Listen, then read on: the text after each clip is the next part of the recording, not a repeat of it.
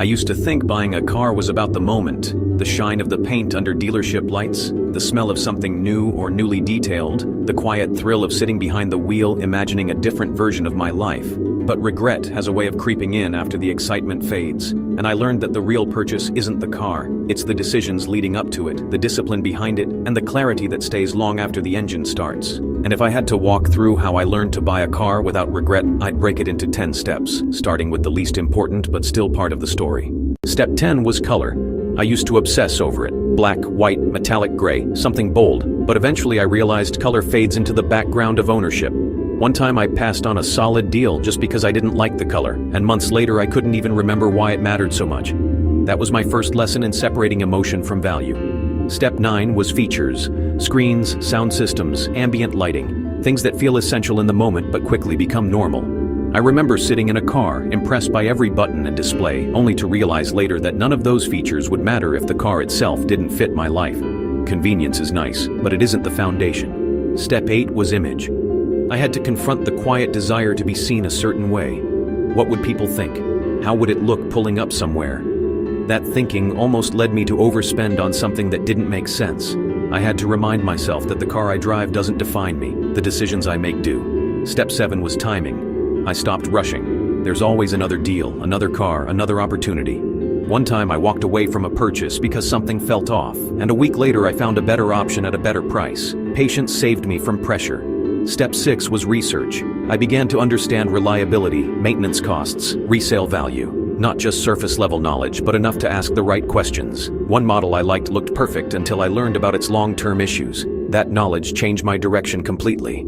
Step 5 was inspection. Whether it was a used car or even something newer, I made sure it was checked thoroughly. I remember bringing someone more experienced with me once, and they pointed out things I would have missed entirely. That extra layer of caution protected me from future problems. Step 4 was budgeting. Not just what I could afford monthly, but what made sense overall. Insurance, maintenance, fuel, costs that don't show up on the price tag, but follow you long after. I learned to look at the full picture, not just the immediate payment. Step 3 was negotiation. At first, I was uncomfortable with it. I didn't want to push, didn't want to feel awkward. But I realized this wasn't confrontation. It was part of the process. The first time I negotiated confidently and saved money, I understood the value of speaking up. Step 2 was purpose. Why was I buying this car? What did I actually need it for? Commuting, travel, reliability. When I got clear on that, my options narrowed in the best way. It stopped being about everything I could have and started being about what truly fit my life. And then there was step 1, the most important, the foundation of everything, clarity. Clarity about my finances, my needs, my priorities, and my discipline. Without that, every other step could be influenced by emotion, pressure, or impulse. As I moved through this process, something changed in me. I stopped seeing the purchase as a transaction and started seeing it as a reflection of my decision-makings. I became more patient, more thoughtful, more intentional.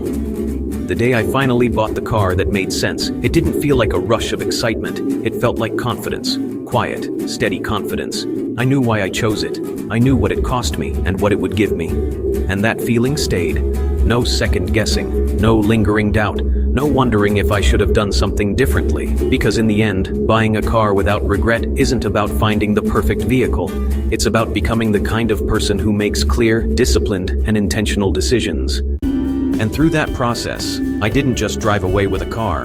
I drove away with a stronger sense of control over my choices, a deeper trust in my judgment, and the understanding that the real value isn't in what I buy, but in how I choose. If you enjoyed this video, please subscribe to the Digital Mentor 77 via YouTube.